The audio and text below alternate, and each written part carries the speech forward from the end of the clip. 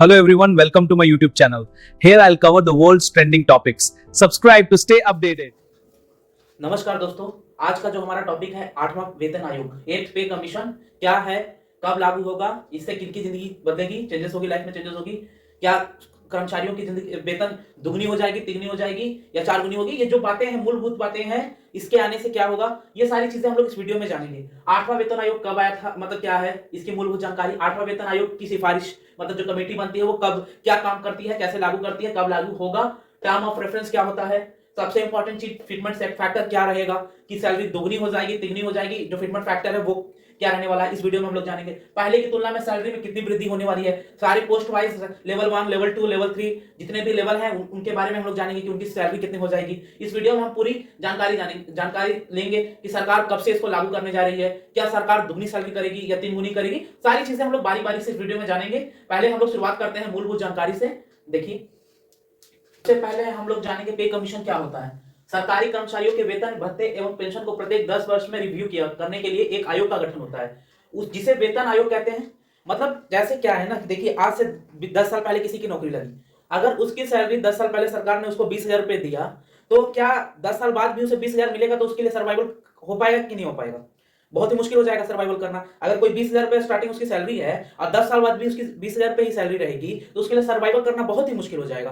बिल्कुल सर्वाइव नहीं कर पाएगा, क्योंकि हर चीजें महंगी होती जा रही है समय के अनुसार। आप लोग ही देख लीजिए, सब्जी ले लीजिए, दवाइयां ले लीजिए, घर के एक्सपेंसेस ले लीजिए, घर का रेंट ले लीजिए, या जो भी हो, बिजली बिल हो, सारी चीजें महंगी हुई है। अगर आप 20,000 रुपए में पहले भी आप 20,000 रुपए में कर रहे थे उस समय के अकॉर्डिंग, और आज से 10 साल बाद भी या 10 साल नौकरी लगने के बाद भी आप उसी उतना ही में कर रहे हैं, तो आप बिल्कुल भी सर्वाइव नहीं कर पाइएगा, क्योंकि उस समय हो सकता है कि आपकी नई नई शादी हो, तो आप लोग 2 लोग हों और माता पिता हों और घर में, और आज 10 साल बाद आपके बच्चे हो जाएंगे, तो बच्चों का भी खर्च बर्डन बढ़ेगा, तो क्या उतने ही पैसे में आप सर्वाइव कर पाइएगा? तो नहीं, बिल्कुल भी नहीं कर पाइएगा। इसीलिए सरकार क्या करता है कि हर 10 सालों में जो भी कर्मचारी हो, राज्य कर्मचारी हो, केंद्रीय कर्मचारी हो, उनकी वेतन को रिव्यू करता है, और रिव्यू करने के बाद महंगाई के अनुसार उनकी सैलरी को इंक्रीज कर देता है। यही चीज जानेंगे कि पे कमीशन क्या होता है। सरकारी कर्मचारियों के वेतन, भत्ते एवं पेंशन को प्रत्येक 10 वर्ष में रिव्यू करने के लिए एक आयोग का गठन होता है। ये सिर्फ आयोग का गठन होता है, बल्कि ये लागू नहीं कर दिया जाता। ऐसा नहीं होता है कि 10 साल के बाद आप जैसे ही मान लो कि पिछली बार 2016 में 7वां वेतन आयोग आया था,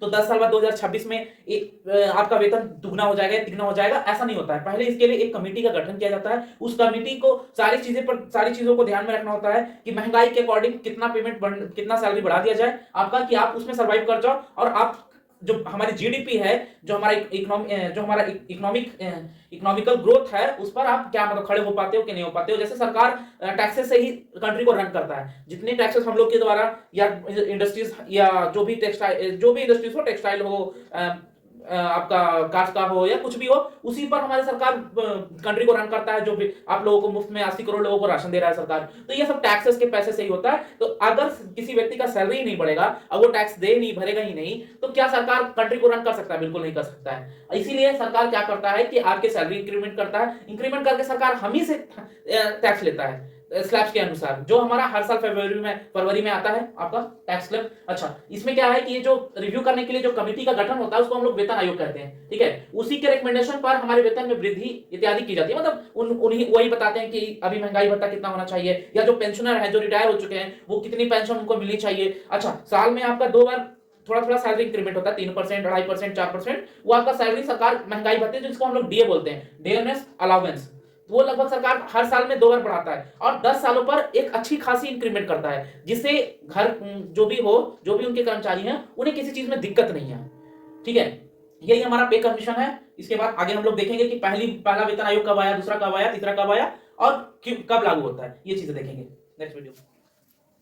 चलिए, आजादी के बाद हम लोग 15 अगस्त 1947 को आजाद हुए थे, उसके बाद कैसे कैसे हमारा वेतन आयोग आते गया, कब कब लागू हुआ, वो देखते हैं। पहला वेतन आयोग 1 जुलाई 1947 को आया, दूसरा 1 जुलाई 1959, 12 सालों बाद, तीसरा 1 जनवरी 1973 को, लगभग आपका 14 सालों के बाद, चौथा 1 जनवरी 1986, लगभग 13 सालों के बाद, और उसके बाद आपका एक पैटर्न, 10 सालों का जो पैटर्न होता है, उसको फॉलो करते गया। इसके पहले क्या था कि हम लोग आजाद हुए थे, हमारे पास बहुत सारी समस्याएं थी, हम लोग बहुत सारी जंगें इसके पहले देख रहे थे, 1965, 1971, तो हमारे यहाँ डिस्टर्बेंस चल रहा था। इसी कारण हमारे यहाँ के जो कर्मचारी थे, उनके वेतन को देने में कठिनाइयां हुई। पे कमीशन का वेतन आयोग का गठन नहीं हो पाया, सिफारिशें नहीं आ पाई, और इसी कारण उसके बाद 10 सालों में हमारा हमेशा से ही वेतन आयोग मतलब गठित होकर वेतन आपका आ जाता है, कमीशन पे कमीशन आपका आ जाता है, चाहे चौथा, पांचवा, छठा, सातवां या आठवां। कहिएगा कि 1 जनवरी 2026 तो हो गया, मतलब कहने के लिए 1 जनवरी 2026 हो गया। आपके घर में भी कर्मचारी होंगे, सरकारी हो, ये सरकारी कर्मचारी जो राज्य के हो या केंद्र के, बट उनका सैलरी इंक्रीमेंट नहीं हुआ।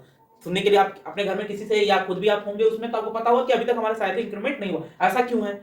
क्यों मतलब अभी ऐसा हुआ नहीं, वो हमारी सैलरी तो दुगनी हुई नहीं। 1 जनवरी तो कब का पार हो चुका है, एक आपका फरवरी 1 महीने से ऊपर होने जा रहा है, लेकिन किसी का सैलरी इंक्रीमेंट तो हुआ नहीं है। लेकिन ऐसा नहीं होता है कि जो डेट दिया होता है, जैसे ये 2016 1 जनवरी को 7वां वेतन आयोग आया, ये आने के लिए, ये लागू होने में लगभग 2017 तक ये चला गया था। 2017 मतलब 2017 में टाइम लग गया था इसको लागू होने में। सरकार क्या करती है कि इसके बदले आपको जो भी वेतन आपका बढ़ता है, इंक्रीमेंट होता है, उसका एरियर जो एरियर होता है वो आपको जोड़ जोड़ के एक साथ, सरकार एक साथ हो या 2 बार में करके आपको देने का काम करती है। जैसे ये 1 जनवरी 2026 को आपका वेतन दुगना होना या तिगुना, जो भी फिटमेंट फैक्टर होता है उसके अनुसार बढ़ना था, परंतु बढ़ नहीं, अभी तक बढ़ा नहीं है। ये बढ़ जाएगा, लेकिन सरकार इसको 1 जनवरी 2026 से ही लागू करेगी। अब सरकार कितना बढ़ाती है, कितना एरियर देती है, वो सरकार की जो वेतन आयोग है उस पर निर्भर करता है। वो क्या रिपोर्ट पेश करती है, उसका गठन कब हुआ, तो 8वां वेतन आयोग कब गठन हुआ है ये हम जानेंगे। इसकी रिपोर्ट कब तक आएगी, रिपोर्ट आने के बाद सरकार के पास पूरी रिपोर्ट जाएगी। रिपोर्ट जाने के बाद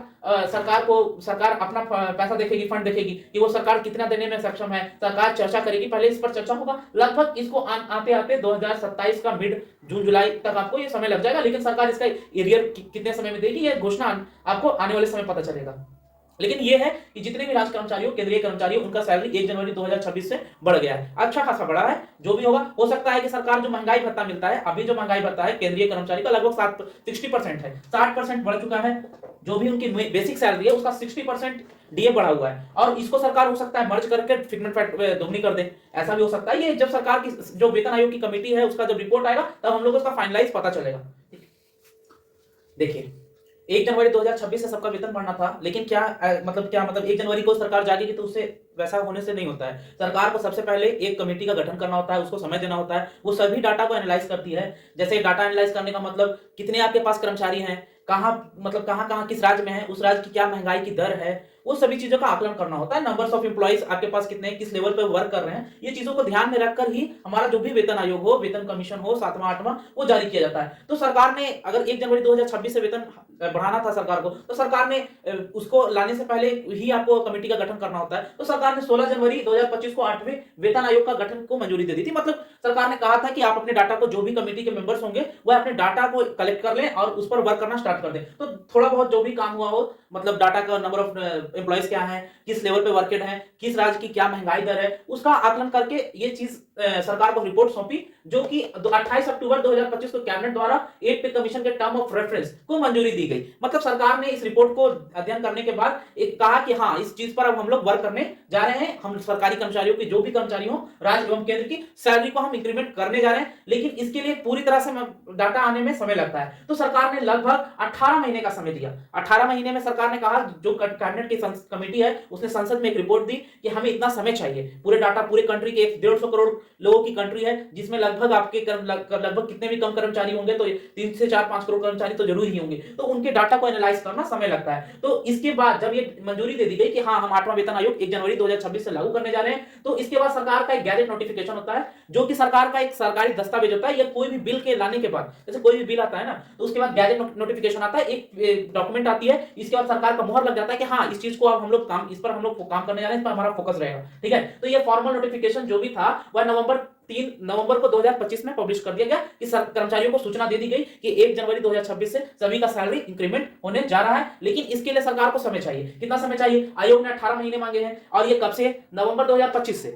मतलब ये नवंबर 2025 से 18 महीनों का वक्त चाहिए। जो कमेटी गठन की गई है संसद में, जिन्होंने अपनी रिपोर्ट सौंपी थी टर्म ऑफ रेफरेंस के लिए, उन्होंने 18 महीने का समय मांगा है। मतलब लगभग 2027 के मिड में ये कमेटी अपनी रिपोर्ट सौंपेगी सरकार को, जिसके आधार पर हमारा वेतन और पेंशन में क्या होगा? वृद्धि होगा। ठीक है, अब क्या ये रिपोर्ट सौंपने के बाद क्या फिटमेंट फैक्टर रहता है, क्या हो सकता है, ये हम अपने नेक्स्ट पार्ट 2 में हम लोग जानेंगे। और जो भी अगर इसमें यहां तक आपको प्रॉब्लम है, आप बिल्कुल कमेंट बॉक्स में कमेंट कीजिए, और इस पर हम लोग चर्चा करेंगे और डिस्कशन होगा। अगर वीडियो आपको पसंद आया, लाइक करिए, सब्सक्राइब करिए। आगे का अगला पार्ट हम लोग फिटमेंट फैक्टर क्या होगा, क्या किस लेवल का सैलरी क्या हो सकता है, ये हम लोग नेक्स्ट पार्ट 2 में जानेंगे कल। थैंक यू, जय हिंद।